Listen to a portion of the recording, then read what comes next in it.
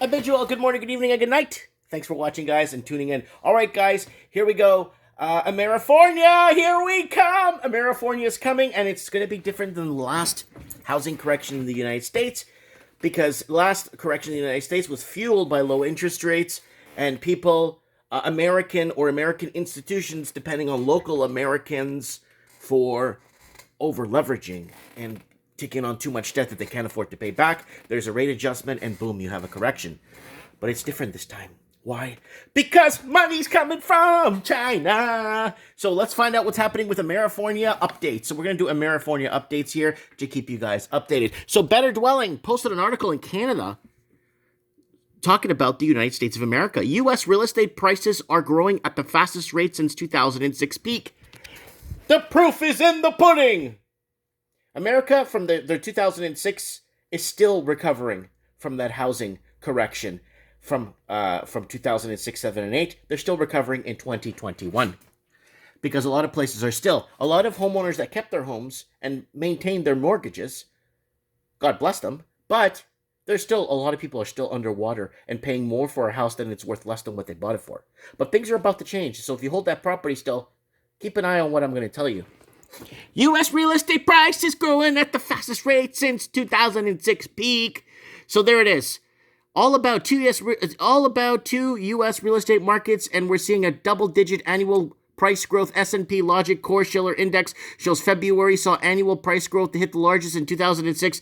These three top 20 U.S. markets hit all-time record for home price growth. Now, after the day that Trump was dismissed out of office during the counting the ballots, and Biden was the president-elect that was back in October or December when the elections were, I made a video saying, a Biden win, what next? Well, you could say bye to Taiwan is one thing I said. Another thing I said was AMERIFORNIA is coming. So if you think that California and Oregon and Washington State are just a fluke, that those states, they're Democrats run them. Yeah, that's true. I'm not going to doubt that. But there's something else that's running that is laundered money. Lots of laundered money being poured, sprinkled into America, while America is divided between BLM and what bathroom they can use and burn down cities. They're being bought up from underneath them.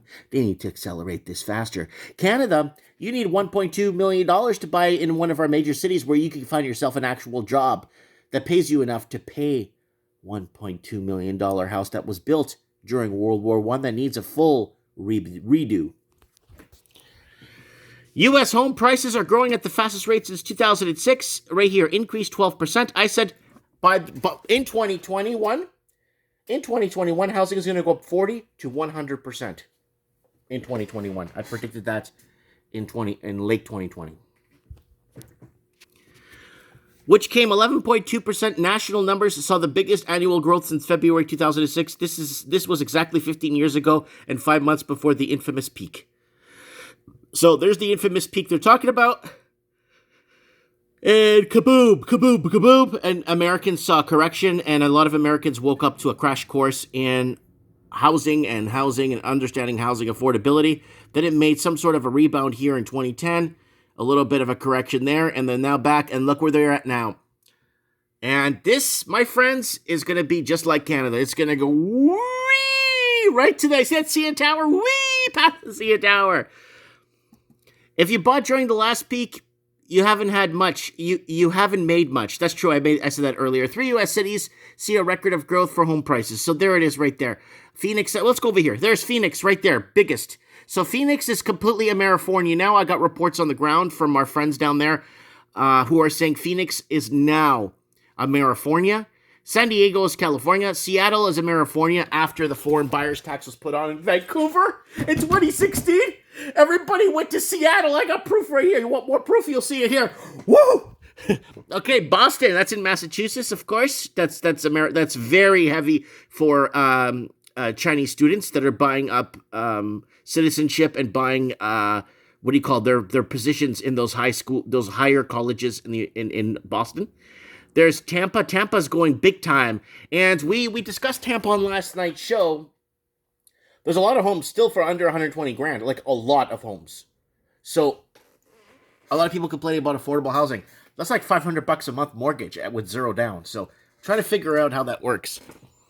All right, there's Cleveland, U.S. National. There's Los Angeles, Composite 20. All right, and then you go to Charlotte, Detroit. Oh, look at all the cities. Las Vegas, Chicago. Amerifornia is coming. U.S. home prices are rising quickly, but still have shown minimal annual growth from the 2006 peak. However, that means prices still have room to run. Or if they're going to tap out early, it is still up for debate. However, experts like Freddie Mac see home price growth moderating later this year. So, okay, that's fair enough. That's a really well article there by Better Dwelling. Now, foreign investors poised to flood U.S. real estate markets again because of Biden victory. We discussed that, right? Chinese purchase more U.S. residential real estate than buyers from any other foreign country. But Trump's trade war might change that. Well, they could rub that out because now Biden is in power, and they're going to be selling condominiums and homes in America without people even coming. You see this? You see how they're showing these properties here for sale? These properties here?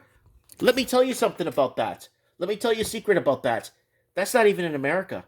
I could guarantee that a lot of those, because if I want to buy a condo in a specific tower in Vancouver on a pre-built or in Toronto, I would have to go to Shanghai to purchase it. I can't purchase it in Canada. I would have to go to China to buy it. I'm not making this stuff up. Amerifornia! So there it is right there. Yeah! So let's keep going. Seattle is the new Vancouver when it comes to Chinese house investments. So now, guys, so when people keep blaming the tech workers came in here and rose our property values in Seattle. It's not the tech workers. I spoke to 5 tech workers in the last 3 weeks, and you know what they tell me? They have 5 to 6 roommates in a 1-bedroom. They can barely afford to buy food in Seattle because there's so many empty buildings and so many empty condos everywhere, and they're all numbered companies. Whoa! There it is.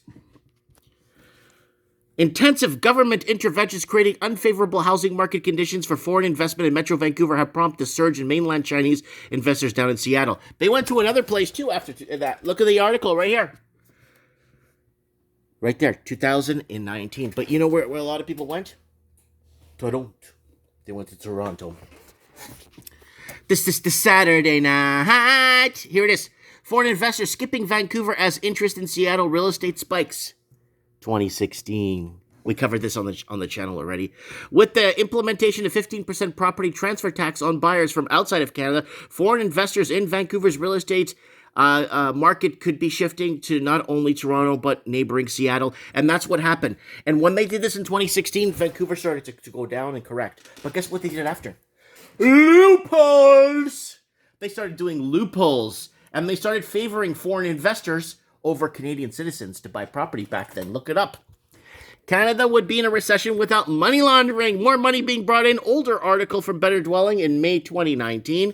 And this is the only what they caught because of the money laundering investigation was shut down by the Liberal government.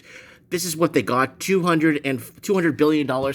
Apparently now I spoke to an economist from Ottawa, and he told me, Mike, I like how you're bringing this up, but there's a problem. That's only a fraction of the money that was actually laundered in those 4 years, from 2011 to 2015. It's actually a lot more. We're looking at maybe $300 billion from 2010 to 2020. Like 390, no, in total, from 2011 to 2015, it's actually close to $300 billion.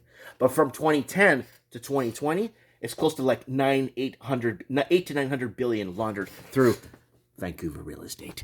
And it's this excludes investment and typical layering interrogation process of money laundering. Then it goes, obviously, when you go back to this older article from 2016, Canada wants more Chinese worker students and tourist immigration minister said, and they're bringing in 500,000 Chinese per year. And if you can't make this stuff up, but that's it. Family facing deportation to Canada say risk to Portugal is at risk of their lives. And this was a few weeks back. Why are they doing this? Well, Canada has a very big dislike for Portuguese. They deported from 2007, 8, 9, a record 47,000 families. And then they've deported more people that had come in and had children from Portugal so they could bind. So Portuguese families came in the late 70s all the way through until 1993 when they closed immigration from Portugal. So other family members wanted to come and live with their families in Canada. They couldn't. They weren't allowed. So women came and had birth and with a child here with their person that they're with in Canada, but they live in Portugal. They were sent back to Portugal because birth tourism does not work for certain families. It's only specifics. All about money. How women traveling to Canada give birth could strain the healthcare system in Canada. So there it is there. So it depends where you're coming from. Women traveling to Canada to give birth to babies will automatically become Canadian citizens. So that's good depending on what culture you're from, right?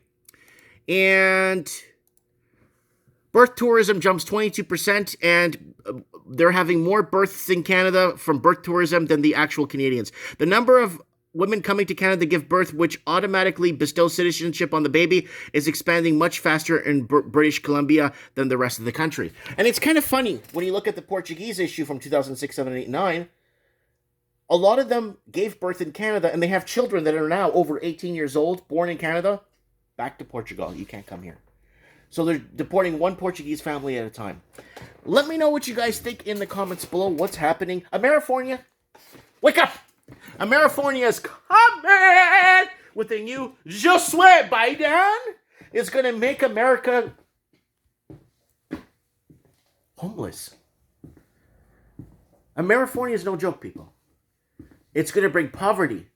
It's going to be Texifornia. You're going to see. Arizona, Arifornia is already done. New Mexifornia. You're going to see all of them. Florifornia. It's all coming. You can't make this stuff up. I'm just a messenger. I'm just warning you. Mike Martin's here. I have spoken.